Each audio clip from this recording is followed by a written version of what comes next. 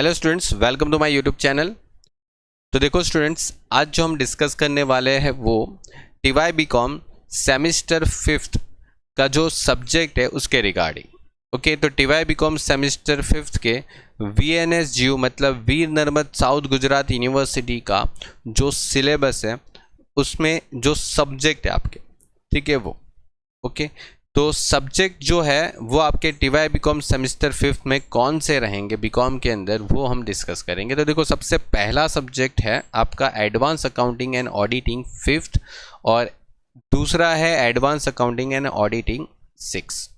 देखो, आपने advance accounting and auditing 1, 2, 3, 4 तक जो है ना वो आपने SY बीकॉम के अंदर कंप्लीट कर लिया है 3rd सेमिस्टर और 4th सेमिस्टर के अंदर, जिसमें आप कॉस्ट और कॉर्पोरेट करते थे, ठीक है।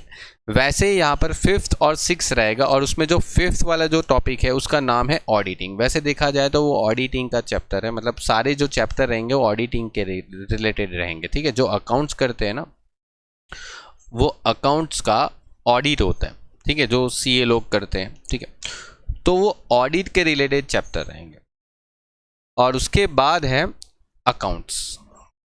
तो अकाउंट्स रहेगा प्रैक्टिकल, मतलब ये जो ऑडिट वाला टॉपिक रहेगा वो थियरिकल रहेगा, उसमें सिर्फ और सिर्फ थियरी आएगी। और ये जो अकाउंट्स वाला टॉपिक रहेगा उसमें आपके क्वेश्चन रहेंगे, ठीक है। जो आप कॉस्ट कॉर्पोरेट में जो करते थे क्वेश्चन, बस उस तरीके से क्वेश्चन रहेंगे। ओके, चलिए, एक और बात यहाँ पर खास है कि आप जैसे कॉस्ट कॉर्पोरेट के अंदर एग्जाम देते थे तो वैसे ही यहाँ पर रहेगी कि 50 मार्क्स की दोनों सब्जेक्ट की अलग अलग एग्जाम होगी यूनिवर्सिटी लेवल पे। और इन दोनों को जो मतलब दोनों में से जो मार्क्स आएंगे 50 में से, जो भी आपके 50-50 में से जो मार्क्स आएंगे, मतलब टोटल 100 में से जो आपके मार्क्स रहेंगे वो आपको 36 बनाने। मतलब अगर देखा जाए तो अगर आपके ऑडिटिंग के अंदर 10 मार्क्स आते हैं या और अकाउंट्स के अंदर आपके 26 आ जाते हैं, तो दोनों को मिलाकर आपके 36 हो गए तो आप पास हो, ठीक है, तो आप पास हो।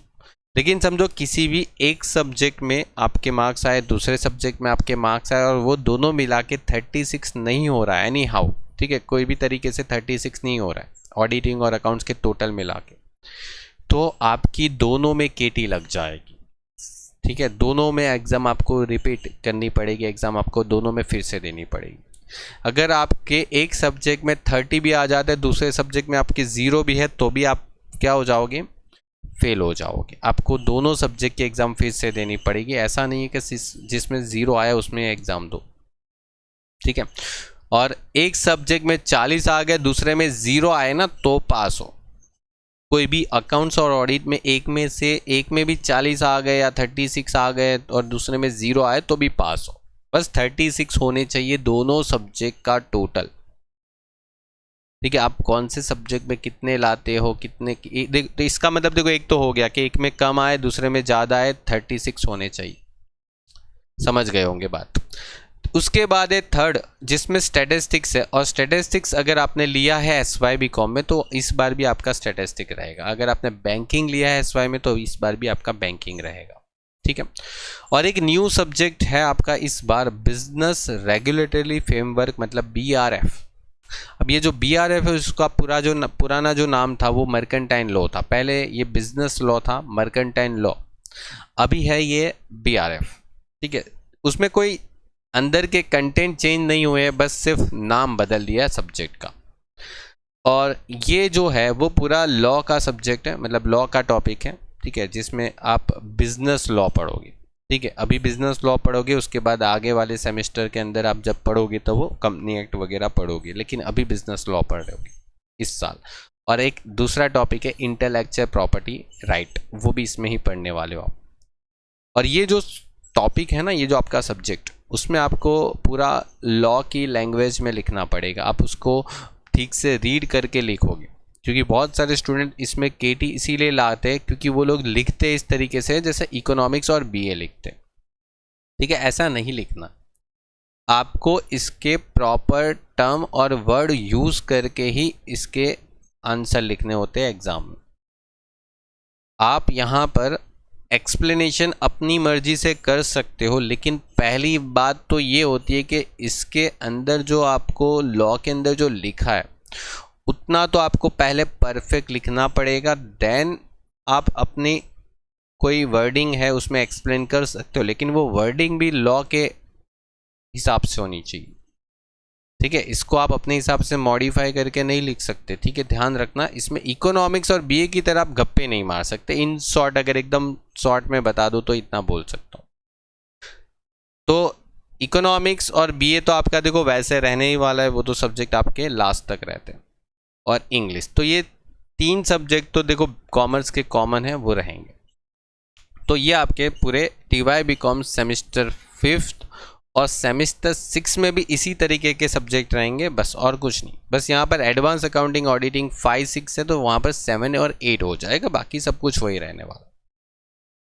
ठीक है, तो ये आपका टॉपिक हो गया। अब बात करते हैं हमारे कोर्सेज की। तो कोर्सेज रहेगा लेवल अप कोचिंग एप्लीकेशन, जिसकी मैं लिंक जो है ना नीचे डिस्क्रिप्शन में डाल दूंगा। आप उसको डाउनलोड करके, एंड्रॉयड एप्लीकेशन है तो आप उसको डाउनलोड करके उसमें कोर्स ज्वाइन कर सकते हो। Statistics TY BCom semester 5th का ये वाला कोर्स रहेगा, आप उसके पोस्टर देख लेना। और advance accounting 6 TY BCom semester 5th का ये वाला कोर्स रहेगा, और वो दोनों कोर्सेज अपलोड हो चुके हैं। स्टैटिस्टिक्स के अंदर इसका जितना भी सिलेबस है उसका 90% सिलेबस ऑलमोस्ट कंप्लीट करवा दिया। ऑलमोस्ट सारे क्वेश्चन जो यूनिवर्सिटी ने 2010 से लेके 2018-19 तक जितने भी क्वेश्चन आए वो लगभग सारे कवर कर दिए, और अभी भी जो कुछ क्वेश्चन पेंडिंग रह जाता है तो वो भी हम कंप्लीट करते जाएंगे और उसके अंदर लेक्चर्स ऐड करते जाएंगे। तो अगर फिलहाल के लिए देखा जाए तो एग्जाम पर्पस के लिए और सिलेबस पर्पस के लिए हमने 90% सिलेबस यहाँ पर कंप्लीट कर दिया इस टॉपिक के अंदर। एक ही चैप्टर पेंडिंग है, वो भी आने वाले टाइम में हम अपलोड कर देने वाले। ठीक है, अभी तो एग्जाम का 6 मंथ मतलब काफ़ी टाइम है। और ये वाला जो आपका अकाउंट्स है वो है प्रैक्टिकल अकाउंट्स। ठीक है, जिसमें आपके ऑलमोस्ट 3 प्रैक्टिकल चैप्टर है, जिसका नाम है एक रेशियो एनालिसिस, फंड फ्लो और कैश फ्लो। उसमें एक चैप्टर पूरा कंप्लीट हो चुका है, फंड फ्लो अभी चल रहा है, कैश फ्लो के आने वाले टाइम में वीडियोस आ जाएंगे। उसमें हम न्यू सॉफ्टवेयर के अंदर न्यू वीडियोस अपलोड कर रहे हैं। ठीक है, मतलब न्यू लेक्चर्स अपलोड कर रहे हैं जो एकदम फ्रेश रहेगा, क्योंकि लास्ट टाइम क्या था, एमसीक्यू एग्ज़ाम थी तो एमसीक्यू के हिसाब से हमने पूरा कॉन्सेप्ट पढ़ाया था। इस बार वो सारे लेक्चर्स भी रहेंगे, लेकिन अभी हम 1 बाय 1 चैप्टर कंप्लीट कर रहे हैं, इसीलिए पहले रेशियो एनालिसिस, फिर फंड फ्लो, फिर कैश फ्लो। तो जैसे जैसे आपके एक एक चैप्टर कंप्लीट होते जाएंगे वैसे वैसे हम बाकी का काम आगे करते जाएंगे। ओके, तो पहले रेशियो एनालिसिस से आप स्टार्ट कर सकते हो। पूरे चैप्टर का पूरा concept wise, calculation wise PDF भी अपलोडेड है। ठीक है, आप वहाँ पर जाके पूरा अपना जो प्रिपरेशन है एग्ज़ाम के लिए कर सकते हो। कोर्स की जो प्राइस है वो फ़िलहाल के लिए 749 है, और अगर आप डिस्काउंट कूपन यूज़ करते हो जिसमें 25% ऑफ हो जाएगा, इस वाली प्राइस में 25% लेस हो जाएगा, और इस वाली प्राइस में अगर ये वाला कोड अप्लाई करते हो तो 20% ऑफ हो जाएगा। 2 डिस्काउंट कूपन है, आप पेमेंट करने से पहले वहाँ पर कूपन अप्लाई करना मत भूलना। तो अगर जैसे अप्लाई करते हो तो आपको ये प्राइस जो है वो अपने हिसाब से रिड्यूस हो जाएगी, 25% या तो 20%, जिसने मतलब जो कूपन आप अप्लाई करते हो उस हिसाब से। लेकिन ये जो कूपन है वो लिमिटेड टाइम के लिए है, क्योंकि फर्स्ट 50 स्टूडेंट्स के लिए ही ये कूपन अप्लाई है। जैसे फर्स्ट 50 स्टूडेंट्स कंप्लीट हो जाएंगे ये कूपन आपको डिसअपियर हो जाएगी। ठीक है, ये कूपन आप अप्लाई नहीं कर पाओगे। तो काफ़ी सारे स्टूडेंट्स ने ऑलमोस्ट ये कूपन यूज़ कर दिया है, बहुत कम कूपन कोड बचे हैं, तो ये आप उसको यूज़ करके कंप्लीट कर सकते हो। तो मिलते हैं नेक्स्ट लेक्चर में किसी और इन्फॉर्मेटिव लेक्चर के अंदर। और एक खास याद रखना, अगर सिलेबस की मैं यहाँ पर इसीलिए डिस्कस नहीं कर रहा हूँ चैप्टर के अंदर, क्योंकि अगर आने वाले टाइम में अगर कुछ चेंजेस होता है तो इसके रिगार्डिंग फिर आपको कन्फ्यूज़न होता है। वैसे तो देखो चेंजेस कुछ इतना ज़्यादा नहीं होने वाला, लेकिन अगर होते हैं तो भी 1 या 2 चैप्टर से ज़्यादा कोई इतना चेंजेस नहीं होगा, लेकिन जो अकाउंट्स और स्टेट्स के अंदर जो प्रैक्टिकल सब टॉपिक है, प्रैक्टिकल जो टॉपिक है उसमें तो कोई डेफिनेटली चेंजेस नहीं होने वाला।